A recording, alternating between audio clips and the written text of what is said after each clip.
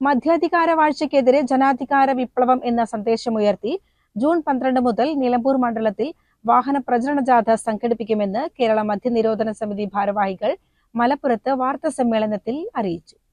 പ്രത്യക്ഷമായി പറയാ, ഞങ്ങള് ഇതുവരെ ഈ സത്യാഗ്രഹം തുടങ്ങിയതിനു ശേഷം 4 ഉപതെരഞ്ഞെടുപ്പിൽ പങ്കെടുത്തിട്ടുണ്ട്.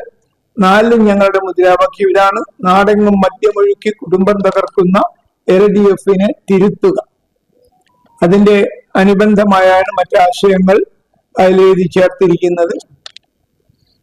അപ്പം നിശ്ചയമായും LDF-ന്റെ മദ്യനയത്തെയാണ് തിരുത്തേണ്ടത്.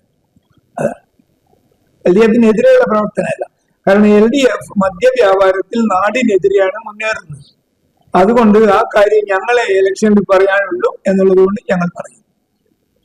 ഉണ്ടല്ലോ, കൃത്യമായി പറഞ്ഞു. ഞങ്ങൾ പറഞ്ഞില്ലേ, ഞങ്ങൾ 12-ാം തീയതി മുതൽ 16-ാം തീയതി വരെ 5 ദിവസം ഞങ്ങൾ പരമാവധി ശക്തി ഉപയോഗിച്ചുകൊണ്ട് അവിടെ പ്രചാരണം നടത്തുന്നുണ്ട്. ഇതേ ആവശ്യവുമായി ഇടതു സർക്കാരിന്റെ തെറ്റായ മദ്യനയം തിരുത്തണമെന്നാവശ്യപ്പെട്ടാണ് മണ്ഡലത്തിൽ 4 ദിവസം പ്രചരണ ജാഥ സംഘടിപ്പിക്കുന്നത്. 2016-ൽ LDF അധികാരത്തിൽ വരുമ്പോൾ സംസ്ഥാനത്ത് 29 ബാറുകൾ മാത്രമായിരുന്നു ഉണ്ടായിരുന്നത്.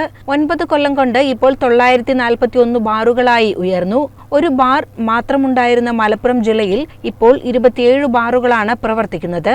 തദ്ദേശ സ്വയംഭരണകൂടങ്ങളുടെ മദ്യനിരോധനാധികാരം പുനഃസ്ഥാപിക്കുക, LP സ്കൂൾ തലം മുതൽ പാഠപുസ്തകങ്ങളിൽ ലഹരി വിരുദ്ധ ഭാഗം ഉൾപ്പെടുത്തുക തുടങ്ങിയ ആവശ്യങ്ങളും ഉന്നയിച്ചാണ് വാഹനജാഥ സംഘടിപ്പിക്കുന്നതെന്ന് സമിതി സംസ്ഥാന president Iyyacheri Kunhikrishnan, professor TM Raveendran, professor Chinnamma, Iyyacheri Padmini, Majeed Madampat എന്നിവർ വാർത്താ സമ്മേളനത്തിൽ അറിയിച്ചു.